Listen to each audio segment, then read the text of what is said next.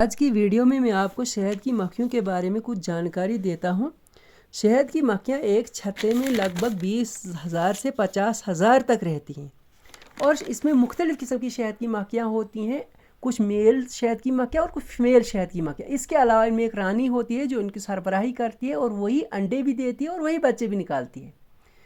جو رانی شہد کی مکھی ہوتی ہے، اسی کے انڈر سارے یہ طبقے جو ہیں شہد کی مکھیوں کے، یہ کام کرتے ہیں۔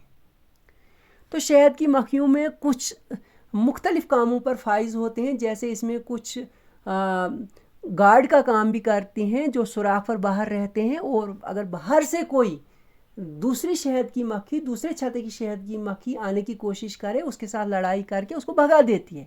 اس کے علاوہ اگر کوئی ایسے مزے کی بات یہ ہے کہ کوئی شہد کی مکھی دوسرے طبقے کی رس پھول وغیرہ لے کر آئے گی، اس کو اندر جانے دیتے ہیں۔ یہاں یہ ایک خود غرضی کا ثبوت دیتے ہیں، اس کو اندر جانے دیتے ہیں۔ اس کے علاوہ شہد کی مکھیوں کا اگر بات کریں، اگر ان کو زیادہ گرمی ہو جاتی ہے تو کچھ شہد کی مکھیاں اپنے پروں سے اتنا ہوا دیتی ہیں، اگر اس کے سامنے آپ شمع بھی رکھیں گے وہ بھی بجھ جائے گی۔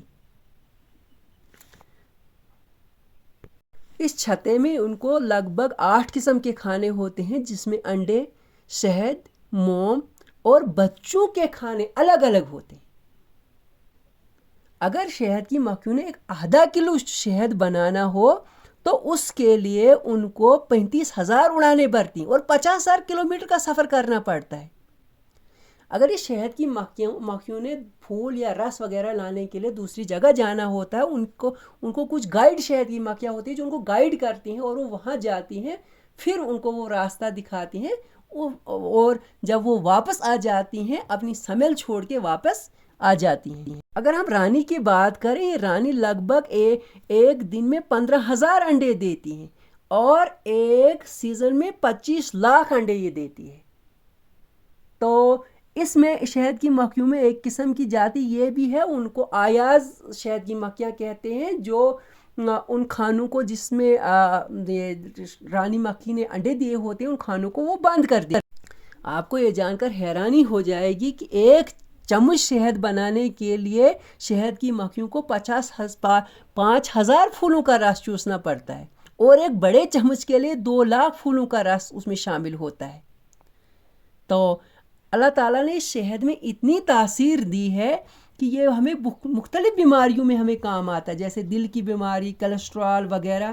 اس میں چربی میں اگر کسی میں چربی ہو، اس میں بھی یہ کارگر۔ ناظرین، شہد میں ایسی بہت ساری خصوصیات ہیں جس کو دیکھ کر نہ صرف آدمی دنگ رہ جاتا ہے بلکہ سائنسدان بھی دنگ ہے۔ سائنس نے اتنے تجربے کرنے کے باوجود سائنس نے ابھی تک وہ شہد بنانے میں ناکام رہی ہے۔ شہد کی مکھیوں میں کچھ مکھیاں ایسے بھی ہوتی ہیں جو شہد کی کوالٹی کو چیک کرتی ہیں۔ تو اگر غلطی سے کسی شہد کی مکھی نے کوئی ایسا پھول لایا ہو جو مضر ہو، اس شہد کی مکھی کو وہیں وہ پار کاٹ کر گرا دیتے ہیں۔ اگر ہم ان کی عمر کی بات کریں، شہد کی مکھی کی عمر 6 ہفتے سے 6 ماہ تک ہوتی ہے۔ ان میں صرف ملکہ مکھی جو رانی مکھی ہوتی ہے، وہی صرف ایک مکھی ہے جو زندہ رہتی ہے۔